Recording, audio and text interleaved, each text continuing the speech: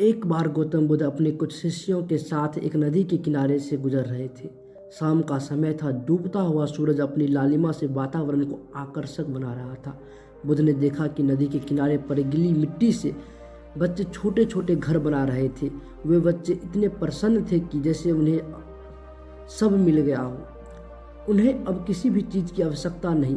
वो अपने घर बनाने के काम में पूरी तरह से तल्लीन थे, उनमें खोए हुए थे। यह देख बुद्ध और उनके शिष्य वहीं खड़े होकर बच्चे की इस खेल को देखने लगे। तभी थोड़ी देर बाद एक बच्चा का पैर दूसरे बच्चे के बनाए हुए घर से टकरा गया और उसकी मिट्टी के घर का आकार बिगड़ गया। इस पर दूसरा बच्चा चिल्लाया, तुमने ये क्या कर दिया? तुम्हें पता है मैंने इसे कितनी मेहनत से बनाया था। आज के बाद तुम मेरे मित्र नहीं हो।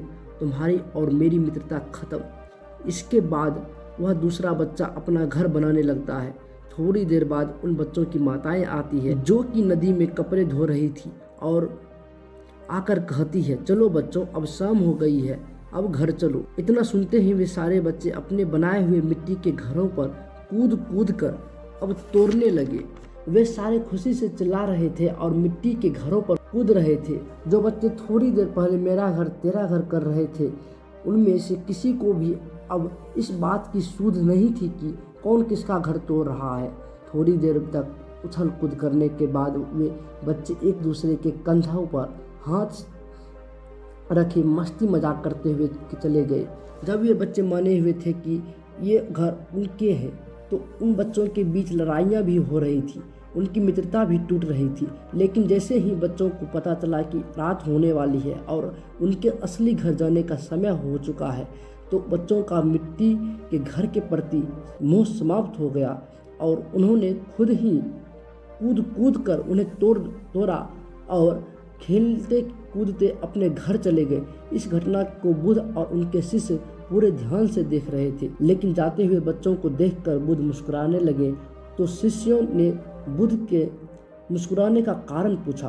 तो गौतम बुद्ध ने कहा, ठीक ऐसा ही हमारे जीवन के साथ भी होता है। जिस इंसान को यह दिख गया कि यहाँ मरना है, रात होनी ही है, आज नहीं तो कल अपने असली घर वापस जाना ही पड़ेगा, उस इंसान को इस संसार के प्रति सारा मोह रस समाप्त हो जाता है। जैसे जब उन बच्चों को यह महसूस हो गया कि यह तो उनकी ही बनाई हुई दुनिया थी जिसमें वे कुछ देर के लिए खो गए थे, उसका असली घर तो कहीं और है, तो उन्होंने खुद ही उन मिट्टी के घरों को तोड़ा और उनसे मुक्त हो गए।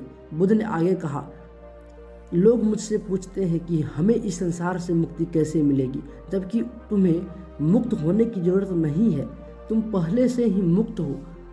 ये तो बस तुमने मान लिया कि तुम दुनिया से जुड़े बैठे हो। ये तो बस एक सपना है जिसे तुम सच मान कर जिए चले जा रहे हो।